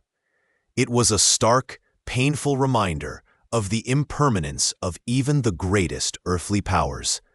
The Pandavas, witnessing the decline of their own physical and mental faculties and the inevitable decay of the world around them, understood that their time on earth was drawing to a close. The purpose for which they had been born, to re-establish Dharma, had been fulfilled. The Kuru dynasty, though restored by Yudhisthira, carried the scars of its past. The glory of the Golden Age, ushered in by Yudhisthira's righteous reign, began to subtly fade, like the last embers of a grand fire. One by one, they resolved to embark on their final journey, the Mahaprasthana, the great departing. They relinquished their kingdom, placing the young Parikshit, Abhimanyu's son and Arjuna's grandson, on the throne of Hastinapura. Parikshit, born after the war, was a symbol of hope, a new beginning for the Kuru lineage, yet one that would inevitably face its own challenges. The Pandavas, along with Draupadi and a loyal dog, set out on foot, walking northwards towards the Himalayas, towards the mythical Swargarahana, the ascent to heaven. They walked in silent contemplation, their faces turned towards the eternal snows, leaving behind the world of kingship and worldly attachments. One by one, they fell. Draupadi, then Sahadeva, Nakula, Arjuna, and Bhima, each succumbing to their human frailties and karmic burdens. Only Yudhisthira, the Dharmaraja, remained, his unwavering adherence to righteousness allowing him to continue his solitary ascent, accompanied only by the faithful dog. Perhaps these final steps, taken in silent communion with the vast, indifferent mountains, were the truest testament to their journey. The roar of battle, the weight of crowns, the burdens of empire, all had dissolved into the thin, cold air. What remained was the essence of their beings, their dharma, their unwavering spirit. The Kuru dynasty, though it continued through Parikshit, had reached its zenith and begun its slow, inevitable decline with the departure of its greatest heroes. The age of Kali, the Dark Age, had truly begun to cast its long shadow, an era where Dharma would be increasingly challenged and the world would yearn for the return of such righteous kings. With the Kurukshetra War concluded, the once vibrant city of Hastinapura bore the scars of a conflict that had claimed generations. Yudhisthira, burdened by the immense loss and the weight of his crown, ruled for 36 years. During this period, the memories of fallen kin and the devastation wrought by the war never truly faded. The land, though slowly healing, seemed to hold a collective sigh of sorrow. Krishna, the divine charioteer and guide, had returned to his kingdom of Dwarka, but even his presence could not entirely dispel the pervasive melancholy that clung to the Pandavas. As the years passed, signs of an approaching era of decline began to manifest. Portents, subtle at first, then increasingly undeniable, hinted at the fading of the age of Dharma. The Yadavas, Krishna's own clan, became embroiled in internal strife, a self-destructive cycle of conflict fueled by a curse laid upon them. Drunken brawls erupted, and the once mighty Yadava warriors, invincible on the battlefield, succumbed to fratricidal violence. Krishna, witnessing the tragic end of his lineage, chose to depart from the mortal realm. Seated in meditation under a tree, he was mistaken for a deer by a hunter named Jara, who pierced his foot with an arrow, leading to Krishna's ultimate ascension. This event, occurring approximately 36 years after the Kurukshetra War, marked a significant turning point, signaling the beginning of the Kali Yuga, an age characterized by moral decay and spiritual decline. Upon hearing of Krishna's departure and the annihilation of the Yadavas, the Pandavas felt the final threads connecting them to the material world begin to fray. Arjuna, who had once wielded the Gandiva with unparalleled skill, found his divine weapons strangely inert, his strength diminished. The age of heroes was drawing to a close. Yudhisthira, ever the embodiment of Dharma, understood that their time on earth was nearing its end. He resolved to renounce the throne and embark on the Mahaprasthana, the great departure, a final pilgrimage towards the Himalayas, the traditional path to the heavens. He entrusted the kingdom of Hastinapura to Parikshit, Arjuna's grandson, and the sole surviving heir of the Kuru lineage, who had been miraculously saved from Ashwatthama's Brahmashita. This act of peaceful succession ensured the continuation of the Kuru dynasty, albeit under a new generation.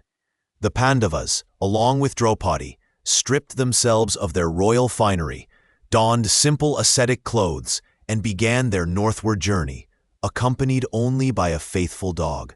Their path led them through desolate landscapes, over rugged mountains, and across icy plains, each step a further detachment from the world they had known. One by one, as they journeyed, the Pandavas and Draupadi began to fall. Draupadi was the first to falter, collapsing on the arduous path. Bhima, ever protective, questioned Yudhisthira, asking why she, who had suffered so much, had been denied the full journey. Yudhisthira, his voice heavy with sorrow, explained that her fall was due to a subtle attachment, her slight partiality towards Arjuna. Soon after, Sahadeva fell, his wisdom and humility not enough to overcome a quiet pride in his own knowledge. Nakula followed, his exceptional beauty, though never overtly boasted, being the cause of his stumble. Arjuna, the peerless archer, then succumbed, his immense pride in his martial skills and his unwavering confidence in his own strength proving to be his undoing. Finally, Bhima, the mighty, fell. His great strength and voracious appetite, though often used for good, were the subtle imperfections that prevented him from completing the journey alongside Yudhisthira. Historians still debate the precise allegorical meaning of these falls. Were they literal physical collapses or symbolic representations of the shedding of attachments and imperfections that must precede spiritual liberation? The narrative suggests that even the greatest Owens, those who embodied Dharma, carried subtle flaws that prevented them from reaching the ultimate destination without purification. Only Yudhisthira, unblemished by overt attachment or pride, continued onward, accompanied by the silent dog. As Yudhisthira approached the celestial gates, the god Indra appeared before him, offering him entry into Svarga, the heavens. However, Indra commanded him to leave the dog behind, stating that no animal could enter. Yudhisthira, embodying his unwavering commitment to Dharma, refused. He declared that he would rather forego entry into heaven than abandon a creature who had been faithful to him. He argued that abandoning a dependent was a sin greater than any earthly transgression. At this moment, the dog transformed into Dharma, the god of righteousness, who had been testing Yudhisthira's unwavering principles. This final test solidified Yudhisthira's supreme adherence to truth and compassion. Upon entering Svarga, Yudhisthira was met with a perplexing sight.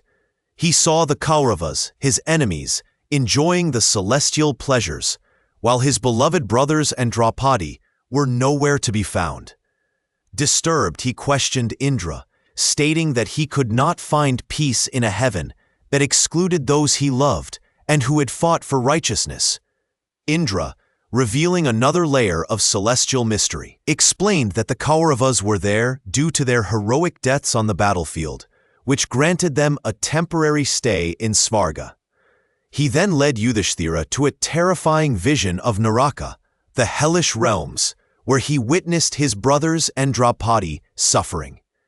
This was a final test, a purgation of the subtle sins that even the virtuous might incur, and a demonstration that even in the afterlife, the consequences of actions, both good and bad, must be experienced. Yudhisthira, witnessing the suffering of his kin, declared that he would rather endure the torments of hell with them than enjoy the pleasures of heaven alone. His unwavering compassion and loyalty transcended even the allure of paradise. This final act of selflessness was the ultimate purification. At that moment, the illusion of Naraka vanished. Yudhisthira found himself in the true Svarga, reunited with his brothers, Draupadi, and all the heroes of the Kuru lineage, now free from earthly imperfections. The narrative of the Mahabharata culminates not in a grand battle, but in this profound journey of renunciation and spiritual ascension. It teaches that true liberation, or moksha, is not merely about achieving a place in heaven, but about transcending the cycles of birth and death, of pleasure and pain, through unwavering adherence to Dharma, understanding the implications of karma, and ultimately shedding all attachments. The Pandavas, through their lives of struggle, sacrifice, and eventual renunciation, illustrate the path to this liberation. Their story underscores the ephemeral nature of worldly power and glory, emphasizing instead the eternal significance of moral rectitude, compassion, and the pursuit of truth. The epic, though filled with war and political intrigue, ultimately serves as a profound philosophical treatise on the human condition, the nature of duty, and the ultimate quest for spiritual freedom. It suggests that even after the greatest conflicts, the true victory lies in the purification of the self and the realization of one's inherent spiritual nature. The echoes of their footsteps, perhaps, still linger in the crisp Himalayan air, a timeless testament to the journey of the soul.